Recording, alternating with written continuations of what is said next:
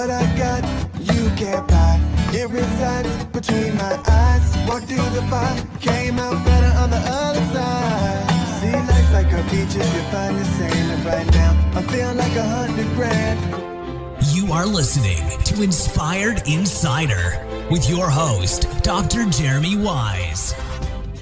Dr. Jeremy Weiss here, founder of InspiredInsider.com, where I talk with inspirational entrepreneurs and leaders. Today is no different. I have Shamil Shamilov. You could check him out at dNOVOgroup.com. Shamil, before I introduce you formally, I always like to point out other episodes of the podcast people should check out.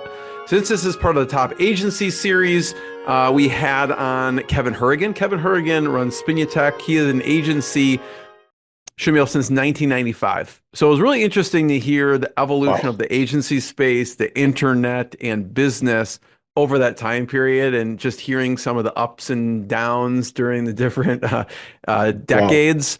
Another really interesting one was Todd Taskey. Todd Taskey helps pair agencies with private equity. He helps sell agencies. And he has a Second Bite podcast because he found that when private equity sells or buys the company, and when they sell again, sometimes the founder made more on the second bite than they did on the first. And it was really interesting to hear, again, valuation, M&A, the agency space. That was a really good one too. So check them more out on InspiredInsider.com. This episode is brought to you by Rise 25. Rise 25, we help businesses give to and connect to their dream relationships and partnerships. How do we do that? We do that by helping you run your podcast. We're an easy button for a company to launch and run a podcast. We do the strategy, the accountability, and the full execution. Shamil, we were talking about this a little bit. We're like kind of the magic elves that run in the background and make it look easy for the hosts. They can create amazing content, create amazing relationships, most importantly, run their business. For me, the number one thing in my life is relationships. I'm always looking at ways to give to my best relationships. And I've found no better way over the past decade to profile the people and companies I most admire and share with the world what they're working on. So if you've thought about podcasting, you should. If you have questions, go to rise25.com or email us at support@rise25.com. We were talking about this, Shamil, that you hit it on the head before we hit record. Actually, you're like, this is great to feature your partners and develop relationships. And I 100% agree with you. That could be for any industry, whether it's mortgage brokerage, real estate, or whatever it is. You know what I mean? So I feel like it's a great idea and it's trendy. But at the same time, I'm always about providing value. And I feel like when you do it, you have to provide value, because you could kind of see how anything trendy that happens out there, whether it's Bitcoin or AI, there's a billion people that jump on it, but very few provide values. And it's the first people kind of that have that unique approach that really make an impact. We could talk about, Joe Rogan's of the world, and there's a billion guys that try to do what he does now, but he's so far ahead of them. But definitely a good avenue.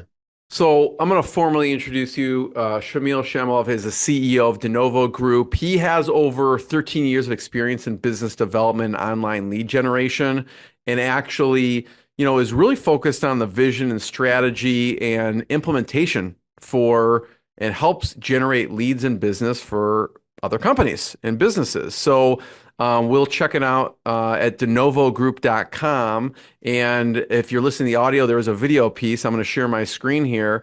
But Shamil, talk about dNOVO Group and what you do. We're a digital marketing agency. Interesting story. So I started as a partner in another agency. We worked together for about 7-8 years, and we parted ways. And we kind of had to reinvent themselves. We had a bunch of law firms that we did work for, although that wasn't exclusively our clients. So we, initially pivoted towards legal. We had some, medical and home improvement, home services clients. We kind of focus on those niches. Again, back in the early days, 10 years ago, right, we did videos, social media management, right? And we kind of, I think you and I spoke about this before we started the podcast. The agency space was a lot more all encompassing before, where now people are kind of focusing on specific avenues. And what we pride ourselves in is that because we have experience in those niches, we target and kind of we've done it, and we have successful case studies in all three of those, and we focus on those businesses exclusively. We get leads and referrals from other uh, vertices, so to speak, but we try to kind of stick to our guns, right? Simply because we've scaled businesses there, and we have clients that have been with us for close to 10 years. You've been doing this agency thing for a while. How did you get into, but what's interesting is you really studied kind of political science and government, right? So how did you even get into and stumble into being an agency owner? I went to Ireland to do my master's degree, and where for my undergrad it was interesting. In Dublin, I realized that while I loved studying it, I was surrounded by a bunch of people who, I'm sorry to say this, were idealistic or more idealistic than I was. And, I realized that to really make an impact, you gotta, you know, frankly speaking, make some money, right? And I moved back to Canada after Ireland, and through a friend, met my former business partner and started working for him. And in a year, he kind of offered me partnership in the firm. He was already at it for a couple of years, and we rock and rolled for 7 or 8 years. He was kind of a mentor at a certain point in terms of strategy, sales, people management, right? And then, fortunately or not, we kind of split ways, and we had to, reinvent ourselves. dNOVO with the E in there in Latin, right? It's a legal term. I knew, right? So the other agency was called Nova Solutions, right? So it's like Nova again, right? We How started is the journey. I'm Yeah. curious, just for a quick second on, I hear of a lot of stories and people part ways, right? What's things that you wish you would have known or things that you are glad that you did to make that kind of an amicable and a good break, right? Because it is like a marriage, right? When people get into these things. So what do you wish you would have known, or what did you think went well that you want other people to know when something happens that maybe they're forced to part It was a ways? stressful period at the time for sure. A lot of kind of, uh, you know, unanswered questions, some doubt of what's the next correct way, what's the next step. Now looking back at it, it wasn't necessarily immediately a clean break. But looking back at it, we are on good terms, and he's in another space now. Um, no regrets, frankly. I feel like it's a natural evolution. I mean, if you look at every stressful event in your life, whether it's moving to another country, right, new career, after it, the hardships and the difficulties have went by, when you look back at it, it's always a positive experience because you've always learned something or, overcame something. So I treat this the same. I treat this the same. There's nothing, no regrets. There's nothing, that, as you said, I wish I would have known. Right? It is what it is. Like, I was able to take all my clients, a lot of the members of my team, and we kind of parted ways the way we did, branded themselves. And I mean, timing wasn't the best because a year after that COVID, sorry, a month after that COVID started, you know what I mean? So it was a really stressful period, but no regrets whatsoever. So what were you thinking at the time you're out, you're reinventing yourself and then COVID hits, right? So how did you manage through that period? I mean, it's rocky for everyone, especially if you're okay, I'm getting this started up again. Uh, so we had ongoing clients that I was able to retain. They kind of left with me, if I may. But even they paused for the first 3 to 4 months. Remember the March, April, May, right? So um, extra pressure not to mess up. And I really felt responsible for the people because there was a couple of key employees that, you know, I hired and they chose to kind of leave with me. And I feel that I couldn't want that. I didn't want that to let them down because of what happened is all around me. A lot of even our clients, you would hear people were like laying off people, right? Because like literally the world stopped for 3 4 months, and I felt like I couldn't do that to them. You know what I mean? So it was tough, but we survived. My father said to me once that you always, when your wall is, when your back is to the wall, you kind of overcome and you grow the most, right? And I feel like that was, that times two, right? So new venture, right? Plus COVID, and you really have to pay attention and be vigilant. What niches at that time were you in? I'm curious, going forward, did you decide to focus or more go broad at the time? We're talking COVID. What niches were you serving at the time? Talk about the evolution of the niches at that point. So we were a general agency, and he had a lot of plastic surgeon clients. I worked on those campaigns, but was not, they were his accounts, so to speak. We had a number of dentists, home improvement, and I had a bunch of legal clients as well. So initially, my thought process was, and you're talking about, selling and acquisitions, and I was thinking that, we have to specialize on something, and legal was kind of the pivoting point, right? At the time, 40% of our business was legal.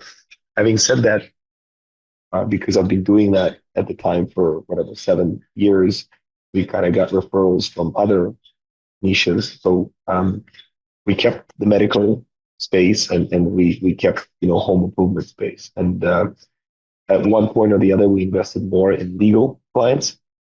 Having said that, you know, I feel that personally, it's more interesting to run campaigns and do business development in more than one. Right? It keeps your mind working and keeps your mind fresh. The things that work for lawyers, they don't necessarily work for home improvement industry. So at that point, you're like, we have great clients in legal. We may focus on there, but we're not going to turn people away from other niches, and so It, you kept that open. exactly, exactly, exactly. And some of those relationships were very fruitful in terms of for clients or like successful campaigns with lots of referrals, right? And let me tell you this way: for a year or two, we marketed only towards legal. So the website, like we worked with everybody, but we exerted effort to niche ourselves as legal marketeers. But then we kind of said, let's just officially declare that we work with others as well. We still market to everybody, right? We attend a lot more events that are legal in space and like in the legal space, but we still work with a lot of home improvement, and that's probably 40-50% of the business now. Yeah, it's interesting when you talk about it because I've seen a lot of agency owners struggle with this, right? They're like, okay, I have a majority of this segment, but I don't want to turn off these other segments. And it's interesting how you've navigated that on the website we're looking at. So you could see we generate leads for, and it kind of scrolls through law firms, and then it scrolls to medical professionals, and it scrolls through, and then you can see I'll kind of the explain. industries. There's so you've navigated in a real interesting way. It's like you have these at least showing that you have these specializations, but not focusing on just one niche. Is that I'm accurate?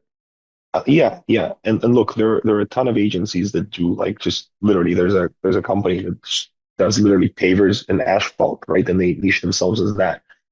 At the time, like if I was starting from scratch, we perhaps would follow a similar path, but we were already doing decent numbers when dNOVO was born, and it's just like turning down business, right? And there was some concern about people thinking, oh, he's not serious in this or he's not serious in that. But when they speak to us and we consult, I feel like we have enough knowledge and experience and we have enough successful case studies to make it grow. Like, you know, uh, definitely a concern, especially you and I were talking about that the marketing, world has changed. In the beginning, it was like people were looking for a company that could do your Facebook and, do your organic and web design. But now that's no longer the case. I feel like people specialize and do one thing better than the others. So it was a tough decision, but we kind of try to go in those three directions. So you chose to niche. I mean, you have specific industries that you serve, but really chose to niche in a specific service.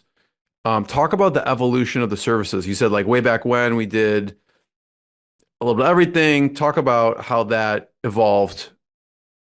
I feel like people were looking, 10, 15 years ago, people were looking for a company that could, do your website, set up your social media, and like Facebook 10 years ago versus Facebook 5 years ago versus Facebook or Meta now, different beasts, right? I remember the time when you couldn't get leads that were tangible from particular social media platform, and now you can, right? And then there are other platforms coming out. So I feel like people were looking at one-stop shop before, where now digital marketing is at a stage where you realize people can't be good at everything, and they're looking for, companies that kind of niche out. We have partners that we work with that, for example, do paid search management for large home improvement businesses in the US, and they're very, very successful. And but that's their business model. That's all they do, right? Like so, and relatively new agency, they've chosen that way. I have other people that do content and only content, right? We kind of it's almost like we've evolved and we turn down a lot of niches, and with time we work with less and less of others. And but for the home improvement, medical, and legal, we have high case studies and kind of have enough experience where we could hold our own. Before we hit record, Shamil, we were talking about business models. Yeah, it was Mhm. interesting your thoughts on looking at agencies and seeing successful agencies doing different types of things, whether it's just doubling down and growing or software, or talk about some of in your mind, the business models as an agency owner that you think about. I noticed, so in the space, there's a bunch of guys that just kind of run the way they run. They might grow a bit, they might shrink a bit, but they just kind of, it's a paycheck for them, right? There's not a lot of growth or change. I'm not counting those, right? There are other agencies that really pushing the gas pedal and are growing and scaling. You mentioned private equity. I was going to say the first 7, 8 years of me doing this, right? Like there were two inquiries to buy us at the time. And we were a bigger agency or a relatively big agency at the time. In the last 4 or 5 years, I've been approached half a dozen times, personally. So I feel that people realize that that's the market out there, and they try to really push the pace. And it's easier to push the pace if you have a model that works, right? Like the paid search management, for example, or something where it's like social media management, right? You grow the portfolio, you hit the repeat button, and a lot of people try to scale that way. Um, and it's also what your personal preferences are, right? Like, do you want to grow an agency of 100 people? I never really had that desire. I wanted to have larger clients and more complex campaigns, but I didn't want to have, 100 plus clients. So, or 100 plus or, 50 plus employees. We're 20 strong right now. Um, I enjoy the people I work with. I enjoy my clients and interactions with them. And, we're comfortable where we are, although we're growing. I see other agencies either pivot towards, developing some sort of an app, right, or web sys, right, um, application, right? They partner up with a client of theirs and build something custom for them and kind of grow that aspect of the business. Others, as I mentioned, scale and try to kind of, hit the high numbers and eventually maybe get bought out, maybe not, right? So we are at that pivotal point where we're thinking what to do. I was going to say a huge factor is the space. So, because we are, I would say, a turnkey digital marketing agency, right? Or we take care of more than one thing. We do content, SEO, paid search, and web design, right? We kind of keep it at that. Um, we've threw out a lot of the smaller side services, right? We don't take them by themselves. We could, add them on or use a partner to kind of provide that service to a client, but we really, you know, uh, organic SEO, paid search is our key for specific niches, as I mentioned. Um, we are at a point where we're just thinking kind of what's the next logical step for us. And I was going to say that the geography really matters. We've attended a number of conferences in the US for legal versus the Canadian market. And at one of them, there were seven of my competitors with booths, right? These people were 15, 20 years senior of me, right? So you talk about 60-year-old guys who've been in the space for a long time, right? And I kind of looked at them and the question, right, is, do you want to do the same thing 20 years down the road, right? Or are you going to pivot niche, as I mentioned, and find your own, um, I don't know. Yeah, it was interesting. I had a friend of the podcast, Jordan Harbinger, who people can check out his podcast, Jordan Harbinger Show. He's had Mark Cuban, he's had Kobe Bryant, he's had Shaq, he's got a bunch of cool guests. And he gets millions of dollars a month, but he started as a lawyer. And he tells a story that just like what you're saying, Shamil's like he looked around, he looked at some guy who was working 80 hours a week. Maybe he was in his late 60s. He's like, I don't, I some people love that, right? And he was like, I Didn't. cannot see myself doing that for that. He's like, oh my, it scared him a bit. And he's like, I needed to do something else. I don't think I could do this for the next whatever number of years, you know? I have a lawyer friend who is very successful in private equity, and he's a classically trained, lawyer, but he did internship or whatever, articling at a law firm. We had lunch the other week, and he told me, I realized I don't want to do that. I don't want it to be my life. So what I meant to say is that, like, if you want to grow and scale, I find it's a lot more lucrative and easier to grow in the US because the stigma, like, I'll explain, like, even the home improvement or lawyers that we do have as clients in the US, they go from state to state to state, right? So it is very common for a law firm to have, three or four offices at least in various states. In Canada, because of geography and the population, that's not the case, right? You're either kind of staying in the Ontario GTA area, right? Very few samples of having West Coast and East Coast exposure, right? And I feel that once you cross the gap between Canada and the US, I'm talking about just generically agency space that provide more than one service. If you're only doing pavers, it doesn't matter. You obviously attracting clients from the US. So I remember going to an LMA conference, Lawyer Marketing Association. This is during COVID, and I met a gentleman from Texas, and he was really cool. And he said something to me that he's like, maybe it's better to be, a big fish in a small pond. And I disregarded it at the time, but and we still kind of do work in the U.S. But I guess the plan at this point is to dominate the Canadian legal marketing field at the very least, because I know my competitors and who they are, and we want to grow in that direction. Right, and same with home improvements. We work with some very large clients in Canada who are nationally recognized, and we do lead generation for them.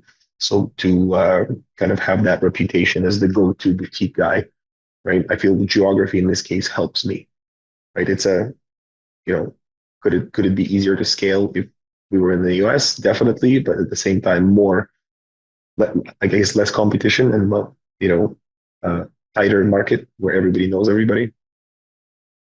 I mean, so we talked about obviously there's different agency growth models and ambitions. There's also people going into apps or software, like the famous one. Obviously, MailChimp is a famous one that was an Yeah. agency, and I don't know how much they sold for in the billions, but really it spun out MailChimp, a SaaS product out of it.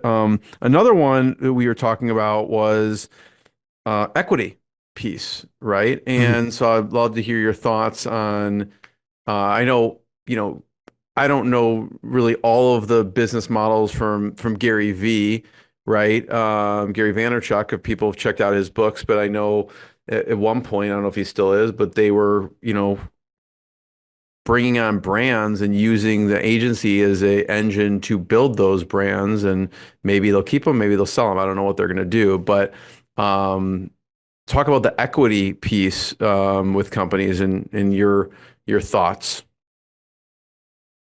It has to be a good fit. I feel like, the company that brings on a marketing agency and essentially for equity piece, and I read Gary V's books, right? It has to be a good fit and a good piece. Um, some of my vendors that I work with are living in Thailand, and these guys are like the SEO groups. They go to all the SEO conferences, and one of them was in Toronto actually last month, and we went out for coffee. And he was telling me that like that's the trend right now. That's very hot, where a lot of the agencies partner up with brands, as you said, for equity, he's like that's the kind of the new thing, that he's seeing, from his from where he is. um, you know, a lot of the like I think the biggest SEO conferences happens in the world in Thailand, and he invited me to come over, and guys like Neil Patel, Backlinko, like all those guys are there. And he was telling me that like it's also Jeremy what you want to do. It's kind of like leverage what you have, right? Like the reason I love being somewhat hands-on in my business is because I love the relationships, right? The reason we stick to small to medium business is that I have direct access to decision makers, and I really enjoy that. As we have larger clients where I'm talking to marketing managers, and they're great people, and I enjoy that too. But as then it's purely business as opposed to a relationship and a connection and ability to kind of go for steak with the CEO or big law firm, like a managing partner. So my point about I've seen some agencies develop a product and sell B2B, right? So they'll develop like a content piece and they'll provide content writing services to other agencies, right? And you have to leverage your strength. If you have a back office in Thailand or Southeast Asia, right, and you manage to build a network of link building, whatever websites, right? You have relatively access to cheap, educated labor. Maybe that's the way for you to scale, right? Because you kind of leverage your strength. You have a back office in Thailand, for example. Um, to each his own, right? Like I'm on the forefronts here, right? Dealing directly with clients, building, I believe, good service, good product for them. So I think the next logical continuation is going to be something in the mix of equity, as you mentioned, uh, but something where I enjoy it as well. I don't want to be the guy behind the scenes, kind of like developing a brand. I kind of I enjoy the people aspect of it a lot.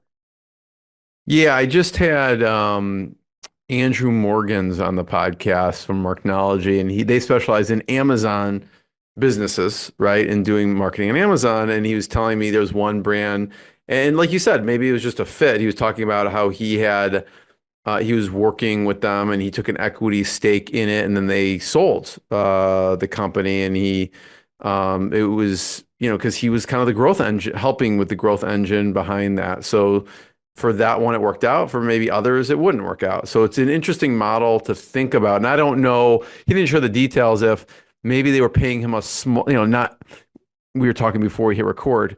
There's options of like maybe they're paying him a smaller amount than they would have, right? And he gets Mhm. equity. And obviously, there's cases where maybe they don't pay at all, and then everything in between. So it doesn't have to be just like a one size fits all, I imagine, too. I agree with you, and it's also what your strength. If you think about it, our clients, like I have friends that own agencies that focus on e-commerce, right? I always say that we're more B2C, right? Services, whether it's home improvement service, legal service, obviously different caliber. Um, a lot of, if you're selling on Amazon, or if you're doing e-commerce, right, it's a lot more transactional, a lot more, I guess same aspects, right? But you're selling product, you want to sell more, you want to optimize your cost per acquisition of a sale. And I feel that that model that you talk about the equity, we kind of mentioned it before, that if you own 51%, and I'm a big proponent of Cody Sanchez, he's like a YouTuber personality, former private equity, right? That her whole spiel is, there's a lot of smaller businesses retiring and nobody to replace them and relatively easy to scale them. So that's the direction I'm looking at, right? And the dilemma that you and I were talking about before is that if you own majority of it, and we're considering something like that, you would need to operate that business. And now I don't know much of an interest I have managing a plumbing company, you know. But if you have a revenue share, right, where they bring you on as an agency There's partner to nothing use that the will create a agency, faster call in our house if the toilet is clogged. So maybe it is good. Yeah. that's what I'm saying. And in those type of businesses, the necessity businesses, right, like plumbing, electrical work, roofing, right, like they're the ones that are going to be, and AI is not going to affect them much. Neither is ChatGPT, because you still need somebody to come over and fix it. So Yeah. ChatGPT, fix my toilet. Like that's, exactly, exactly. maybe they'll You ask it know, how to fix it, and then I would probably break it even more. But yeah, that's another thing. yeah, yeah. I'm saying at the end of the day, those businesses are going to be around, and partnering up with like a service based, like on an equity level, that's something that where we're considering. Talk about, I know you've been in this game a while. Some of your favorite software tools or resources that you like and you use to run your business. You need a good project management tool. You need a good CRM. Um, because we have relatively low turnover of clients, we don't heavily use it, but we're with HubSpot. Um, for the project management, I feel that onboarding new staff is key. Right? There's some fancier PM project management tools out there. We use Trello, right? We kind of stuck with it. We've experimented with Monday.com, but Trello works for us. Um, there's a ton of tools for SEO, analytics, and you know, some come out every day, right? Some are cheaper than others. We use both Ahrefs and SEMrush. I guess SEMrush more than Ahrefs for sake of presentation and user experience.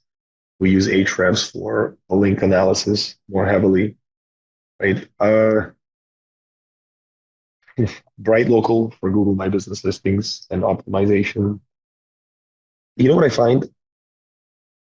There are a lot of softwares that do one little thing, right? And they might be cheaper, and people always, I'm sure you see it on your feed in Instagram or whatever, Facebook, where people are like, hey, say no to Ahrefs 10 times cheaper, right? But you find that it's all glitchy.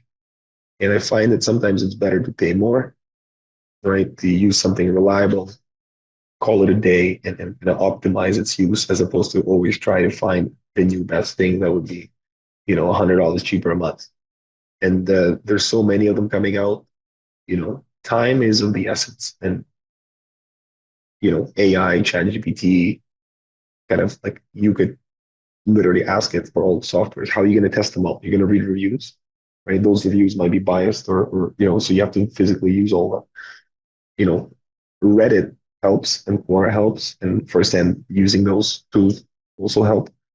Um, we use a lot of what converts, or call tracking, form tracking, conversion optimization.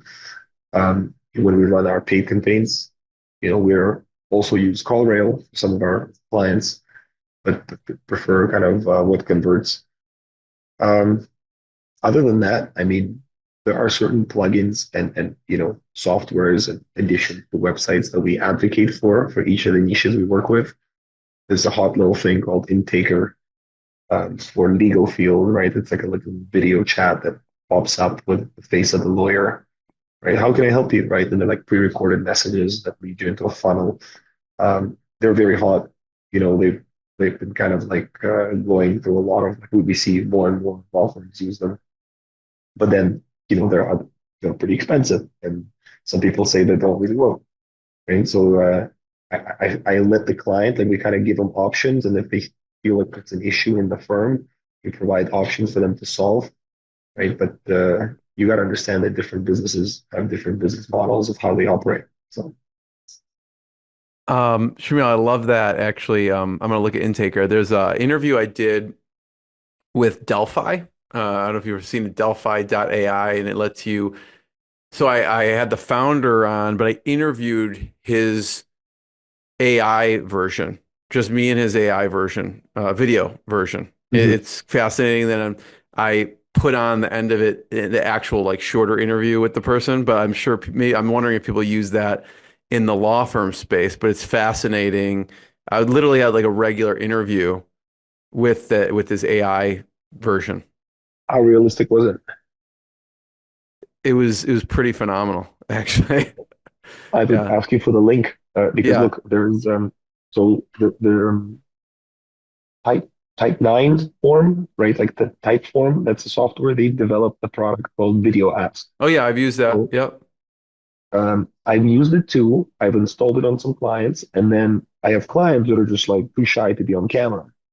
And I'm not gonna remember off the top of my head, but you've seen them. They're like video AI generated avatars that say what you want them to say. I forget the name of the software right now, and we've used that too, and successfully, right? But I feel like again, the more people use it, the more people realize it's AI, right? So if I know what you look like, right, like I could see that that person is not necessarily you. And by the way, Um, it wasn't meant to fool, like that particular one wasn't meant to be like I'm actually interviewing the person. I said this is the person's AI video of clone. them, You know yeah, what I mean? Like I was totally, and that's what it's meant to be, but it's it's getting super better and interesting. better.